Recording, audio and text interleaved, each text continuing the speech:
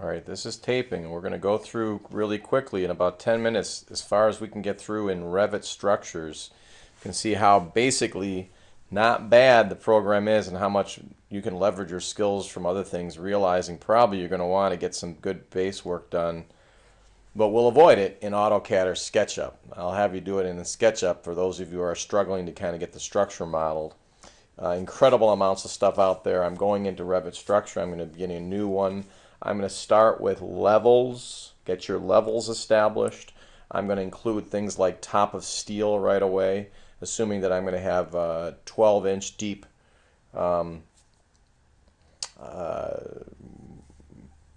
interfaces between one floor to the next, or transitions, but just so you can get the sense that you want to kind of get a lot of these kind of levels set first, then the grid, and then you'll see they're actually talk about putting in slabs first before columns and foundation, working kind of top down as opposed to bottom up. So that's something we'll be talking about in terms of computations as well. But this is just kind of, I'm doing this without looking at the book, having gone through a little bit and done some reading. I haven't brought in any families. I've compared this to how a lot of the other programs you might be used to work, but we're going to go ahead and just begin a new one. Particularly even the paper production in this program seems to be not bad. So I'm beginning with a new project that's going to come up hopefully, and probably would get the good idea to get a file new right away, but immediately going to some basic elevation, building elevation, looking, I guess I'll just go from the south. We have already 2 levels in there. And so what you can generally do when these things are laid out, you don't even need to go through the list. You can go to a level here, double click on it, right click, and create similar, right? And give it now, let's say 10 feet. And we're going to go ahead and you see it stuck it out there. Now in the end I can now hit escape here, and I can probably grab that and pull this out here. All right, so we can see how it's kind of done something. So what I've done is I've made a level 3 and level 1, and where I'm going to go ahead and make a level, see if I can make a level below. Even in the end, level 0, we probably in the end will change that to 100. Once again, without worrying about it, I'm going to click on something, right click, and hitting a create similar, taking it down here, and I'm just going to put that wall 4 foot below, taking it out here, and right away you'll see escape. I'm going to zooming out here. I can grab that, and I'm kind of taking it all the way out to there, so I'm kind of stretching it. Now what it's done at that point, it has actually created a level. So I'm going to, you don't have much of a chance here to go back and change things, but you can go ahead and modify right now there with the element properties. And this of course should have given name and should be basically bottom of, let's say top of footing base. Now I'm going to go ahead, and you see that these were, sure, why not? So you notice there it went ahead and if I go my element properties there, I've made that a level 5. That's something you don't want to do, and I think it is rather difficult. We'll see what happens when I delete that. It will be deleted. So now if I click on this, what I really wanted to do is to take this out. So I've got a couple different levels. I'll go ahead and add 2 more a little bit down from, I'm going to go down 1 foot below, and I'm going to call that level 3 top of steel, and I might be off on that, so I'm grabbing right away, right clicking, create similar, going in this direction. I'm saying 1 foot right away, tucking it out there. That's at 19 feet. Escape, zooming out, escape. I can grab that and kind of drag. What I'm doing is I'm dragging, want those things to go across. I'm zooming out,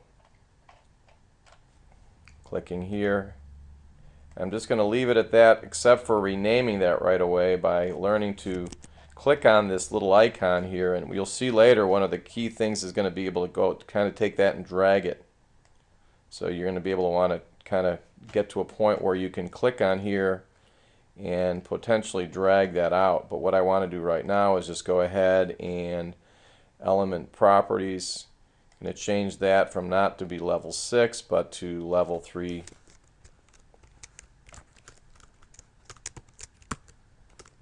I guess level 3 underscore top of steel. I hit that OK. You notice it right away, it's going ahead and it's adding and changing, making views here. So now I'm going to go zoom out. We've added in, at this point we have added in levels. The next thing to do is to add in the grid, and these two things are going to drive most of your design. I'm going to go to the actual level 1 here. I can now at this point go to home. We're going to create a grid. You just start basically by sketching one out. Basically it's going to be numbered automatically. You can now go ahead and select it. Grab that there. You're going to offset, let's say 25 feet. And when you grab that, went the wrong way. Cancel. Grab that. Escape. Grab that. And we're going to go again hitting escape here. I've got a couple. What you can do is right away home. You can select this here and go to element properties. You see that is name number 3. We've probably got a couple of extra ones. Click on that one, element properties, name number 1. So right away on this one you can go to here, element properties, and change its name to level 2. This is pretty good at numbering down the pike. So now that's level 2. It's already in use, so we can have a problem there. So we're going to see whether there, in fact I have one out there. I can right click and delete it. And so my hope is now when you click on here, and you can probably right click and go all kinds of things there, but you can go ahead, go to element properties, change that to level 2. I'm sorry, grid 2, and once again do the same thing through. I'm going to just add one more grid by grabbing here, create similar. You can offset your 25 feet,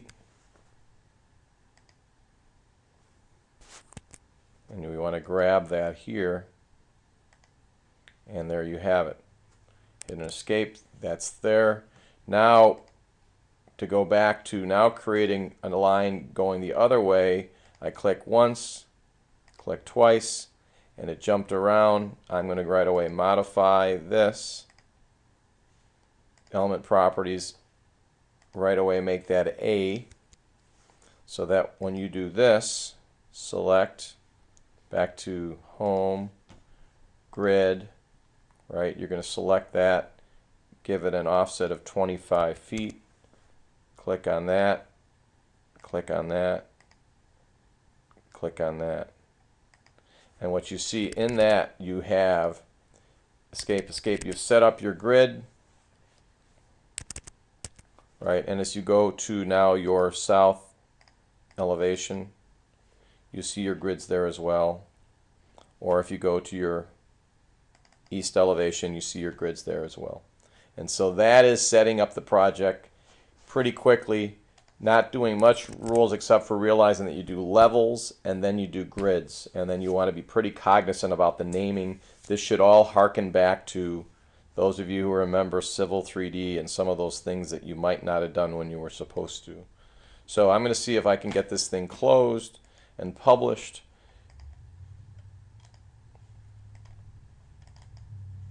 It looks like I'm having a hard time, but I can go ahead right now and hit stop.